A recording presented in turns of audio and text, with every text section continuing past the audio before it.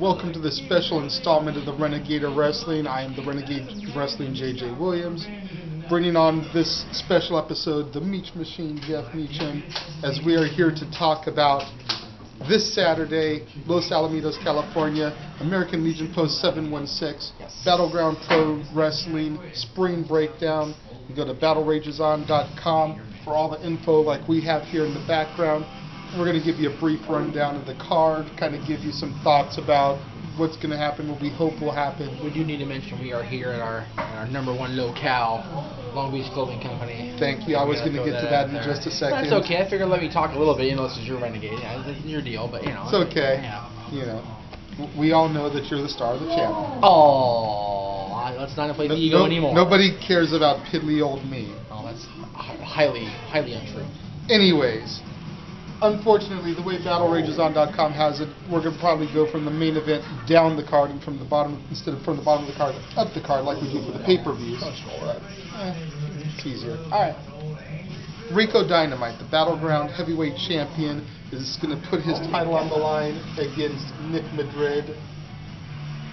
Nick made his debut last month in a non-title match. It was supposed to be a title match, but because the third participant wasn't there, the champion was able to weasel his way into a non-title match. It's not the championship. This is the Ring Warrior Championship. Yes, it's a different belt. Jaeger, yeah. But it appears as if Nick Madrid is finally going to get a title shot for the heavyweight championship against the champion Rico Dynamite. I'm not sure if it's a title match, though. I'm pretty sure they made it clear it was a title match because Nick's only been there for one show.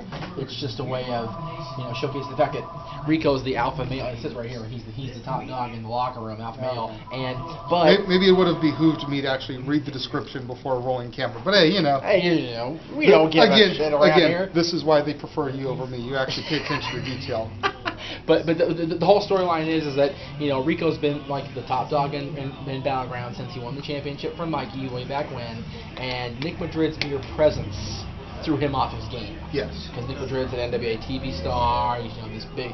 So is Rico Dynamite. Well, yeah. Half of los Banditos. Well, right, but the Banditos are just recently getting a fame. Madrid's been in a huge storyline for over a year with Disorder. So and we saw how that went on NWA Championship Wrestling in Hollywood this last Sunday.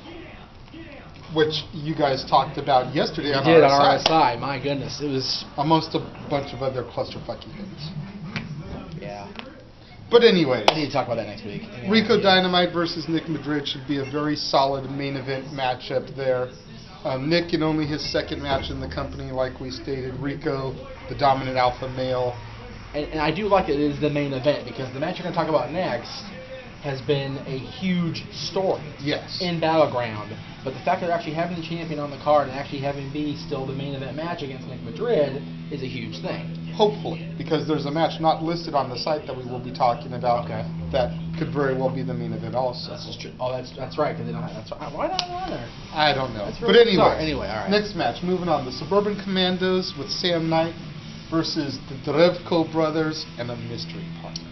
And yes, this is one of many matches that has a mystery partner. Yes. And those are always interesting because you never quite know what skeleton they've dug up for this mystery partner. If it's not Alex Kozlov, I'm walking off the set. It should be Alex Kozlov. What if it's Vladimir Kozlov instead? If it's not Alex Kozlov, I'm walking off the set.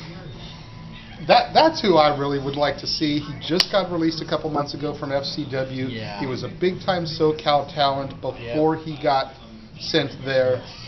He has come home and wrestled a couple matches, I believe, for EWF since returning. I would like to see Kozlov, the Russian hooligan, as the Russians' mystery partner. Yes, that would behoove BPW to bring in Kozlov.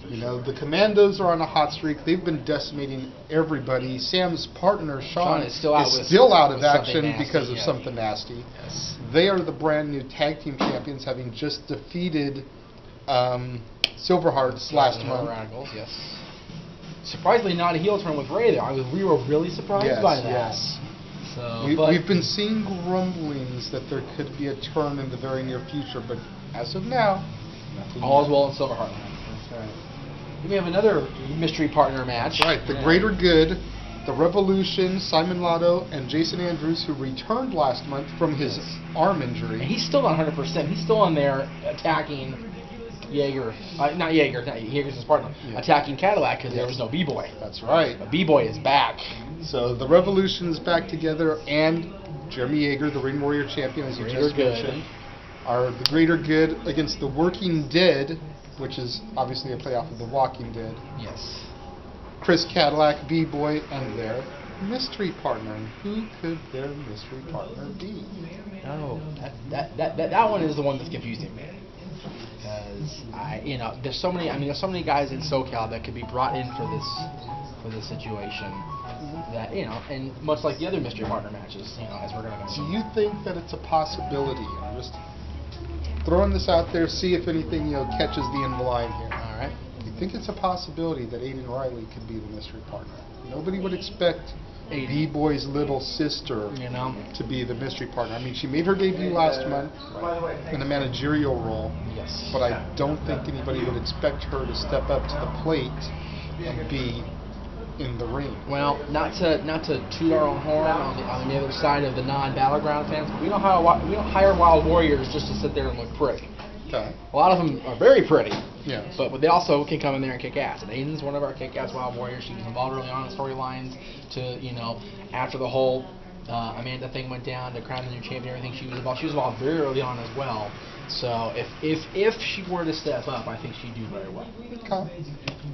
The last mystery partner match we've got is Pinky and his nobodies, Luis Tapia and Freddie Hellmuth, versus Foob Dog, Seville Alvarez, mystery partner. Now I wonder if it's actually going to be Pinky this time or nobody number 3, Angel Lopez. Angel Lopez, yes, because he turned his back on Fubi last month and joined the Nobodies. So now there is no Angel, there is no Luis, there is no Freddie. It's all nobody nobodies. number 1, 2, and 3. So I still have to give them the credit they deserve course. because they are our buddies. Of course. Of course. Somebody may not out there know who we're talking about if we say nobody 1, 2, or 3, but they may know the name Angel Lopez or Luis Tapia from the Mach 1 talks or the NWA Hollywood stuff. Do you know how they know who they are? They can come to Battleground Saturday night. That is right.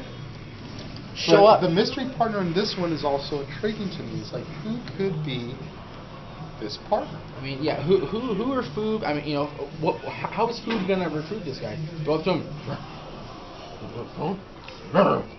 Chef? Oh, jeez. Just thinking back, Pro Wrestling Massive, which Pro chef? Wrestling Massive in March. Yeah, okay. The Chef, their commissioner, was sent to find a partner to team up against Sasha Derevko and Freddie Hellmuth. That's very true. So maybe the favor will be returned here, and the Chef will be the mystery partner. It'd be interesting to see if Chef shows up at Battleground. I'd like to see Chef again. He was actually pretty cool. Then we've got the debuting Kay Juggler from the UK against the indie behemoth, the best big man on the indie scene, as I have called him many a times, yes. Mikey OShea. And if you've not in fact, day 30 of our 30-day wrestling challenge, who do you see as the future of the wrestling business? I threw Mikey in there. I've not been on the internet because, well, we've been on the internet at home. This is the first time I've had internet, on the laptop in a minute. So I will be, anyway, but if you've not seen this Kay Juggler guy, I've watched his tapes. I've been, not scouting because I'm not facing his ass on Saturday night, but I've been watching him. He's impressive. He's going to give Mikey a good run for his money, no question about that. He's one of the many British talents that doesn't get It's going to be the epitome of size versus speed. Oh yeah. And if Mikey can slow him down, Mikey's going to own him. I would be very surprised to see Mikey lose this match cleanly against Kay Juggler. Yeah. But with the history going on with one of the guys in the next match and Mikey, I could definitely see some collusion, some shenanigans, if you will, to keep in cost mind, Mikey his match. At the end of the day, it's England versus Ireland. That's right. They never get along. Shamrocks and Shenanigans. Look it up. House of Pain.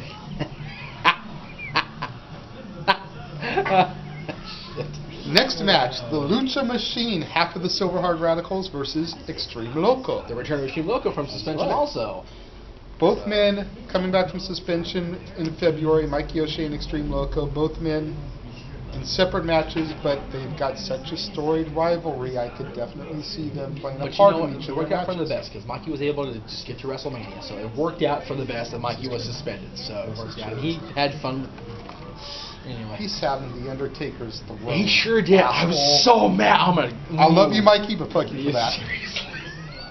You're getting told Saturday as I cower away when I do it. Right. I'm gonna run like hell. I'll do it before he puts the bandana gear on. That way he's not so mean. But this match should be a really hard-hitting match. It would also be interesting to see if Rey Rosas plays any role in this match, since we were talking about how we were surprised he didn't turn heel when they lost the straps.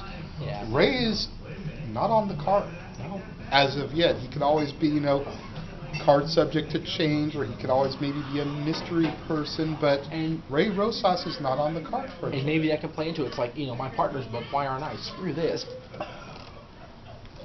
And then the last match, Oh, jeez. Levi Shapiro versus the Riv, circumsexy, divided, going one-on-one against each other. Well, this should be a very, very interesting match because, for all intents and purposes, they're both gimmicks, if you know what I mean. It's like they're goofy gimmicks.